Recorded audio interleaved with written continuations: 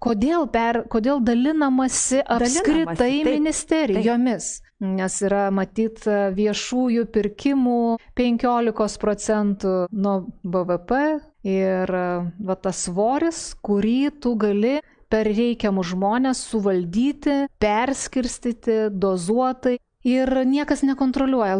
Tenka apgailestauti, kad bedančiai ir be įrankių yra palikti valstybės kontrolė, policija ir kitos teisėsauginės sistemos. Bet žiūrėkit, energetikos ministerija, vėl krašto apsaugos ministerija.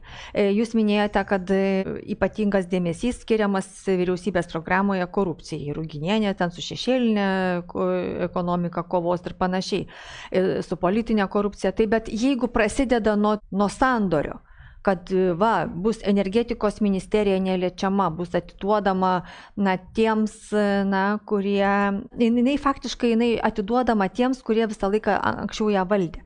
Tai jeigu yra tas susitarimas jau prasideda nuo politinio susitarimo su tam tikros įtakos grupėmis, tai ką mes galime kalbėti, ko galima tikėtis iš tada šitos vyriausybės, naujos vyriausybės kovos su politinė korupcija, jeigu jau mes matome, kaip viskas prasideda. Atiduodama energetika.